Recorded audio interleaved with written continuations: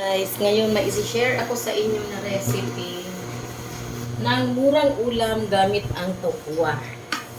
Ang una nating gagawin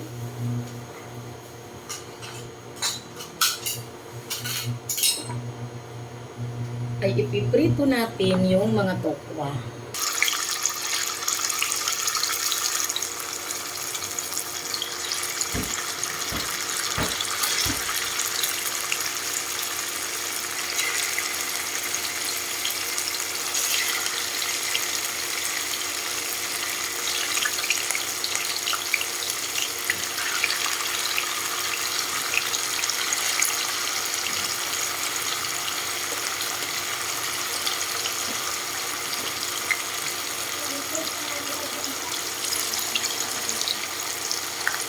Yan, iprito lang natin yan. Lahat ng side dapat golden brown.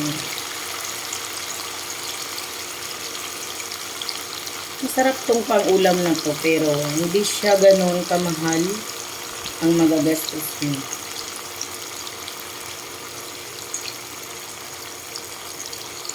Ayan, kapag kaganyan na po ang status ng ating mga tokwa, ay pwede na nating tanggalin.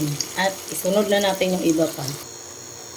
Ayan, dahil tapos na nating iprito yung ating mga tokwa, ay iluluto na natin siya. Diretso na dito sa pinaglutuan kanina. Nilagay ko na po dyan yung sibuyas at bawang.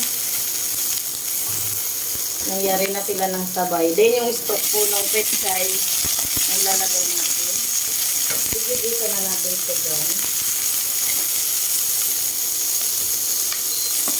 Naglalagay po ako dyan ng toyo.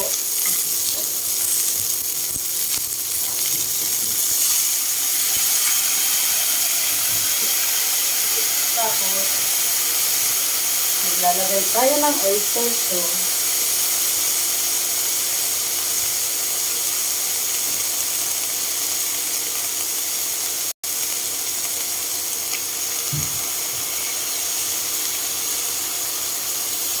Lahat po ng niluluto natin, once nalagyan natin ng oyster sauce, dagdag sarap po yan.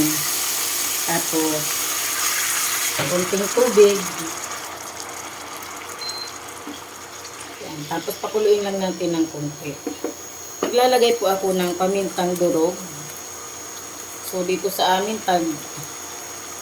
itong mga sachet ng paminta, ito ay tag 2 pesos ata. Yan, sachet lang ng paminta.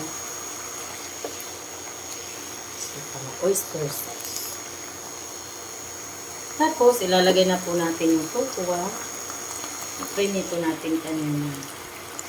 Ito po ay 6 na blocks ng tokwa. So, nasa sa inyo na po kung gaano marami ang gagawin niyo.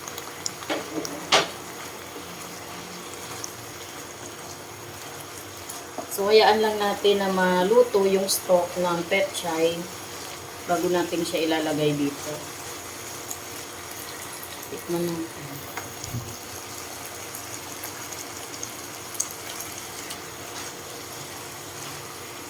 Saktong-sakto na yung lasa niya at absorb na din. Actually, kasya naman ata pag uubusin natin. So, supposed to be di ko po uubusin yung tokwa kasi 6 kasi yung na blocks. Ang dami.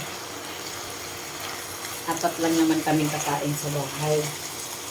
So, pwede na natin ilagay yung pechay. So, yung pechay po ay buo. Ito naman kasing pechay kapag medyo nainitan to, ay talaga namang luto na siya kaagad. Kaya, para luto siya kaagad, tatakpan natin siya.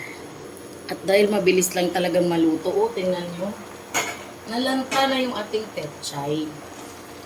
Diba? So, ilubog lang natin para magkalasa din naman siya. Yan. So, ang bilis lang, napakamurang pang-ulam at napakabilis pong lutuin. So, ngayon, meron na tayong dinner for tonight. Thank you so much! At isalin na natin. Ito na ang ating ulam for today's video. Yan, napakasustansya at napakasarap po ng ating tokwa with petchay. Thank you so much for watching. Bye-bye!